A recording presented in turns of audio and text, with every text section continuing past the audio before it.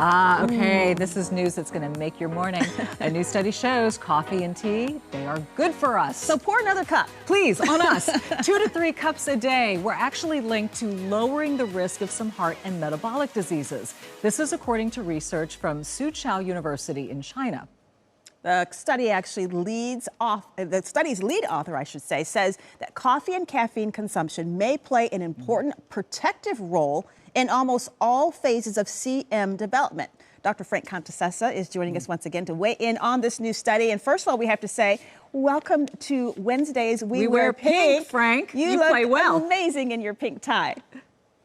Great to be here. Great to be here. Happy to join in the fun. Thank you. It is fun. Okay, so we want to know, how does caffeinated coffee or tea function in the body? I mean, are there specific compounds in them along with the caffeine maybe that's contributing to this cardiovascular health?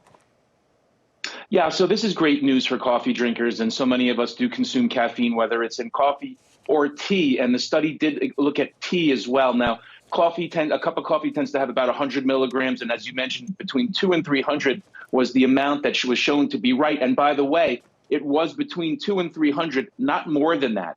So if a cup or two a day is good, that doesn't mean 3 or 4 a day is really good. The benefit actually seemed to fall off after about 2 cups a day, 3 for tea. And there does seem to be something in coffee and also in tea, black and green tea, that is protective. Coffee and tea have dozens, if not hundreds, of bioactive substances in them, in addition to caffeine. There's antioxidants and there's things that protect our cells from oxidative damage. So this is great news. And I think this really supports the idea that those of us who preach moderation in lifestyle say, you know what, a cup or 2 of coffee a day is fine, 3 or 4 is not. So this goes along with that moderation is key philosophy. Well, I love that you bring up moderation, because that was my next question. In terms of, we always hear everything in moderation, stay safe. What are the possible risks of caffeine consumption for our heart health?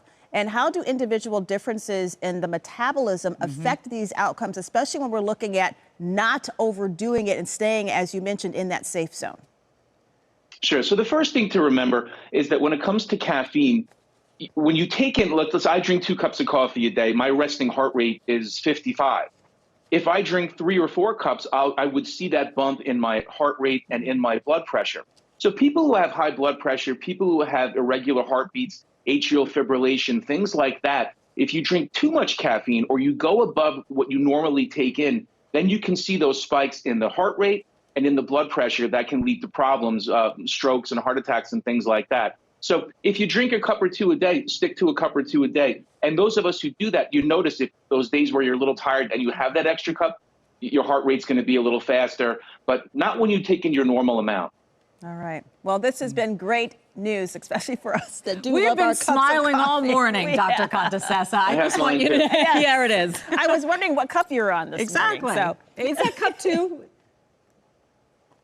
This is my first, and I'll have one in the afternoon. I have one in the morning, and then I have one in the afternoon after lunch. You drink it slowly, and it actually allows you to metabolize the caffeine better rather than doing shots of caffeine. The shots. The coffee shots. Love that. Yeah. That's a helpful hint. That is. See, ask the doctor. Thank you. That should be a series. Yeah, it should. Dr. Frank Contessessa, we appreciate you. Thank you. Well, coming up, actress Halle Berry gets pretty emotional in a recent interview.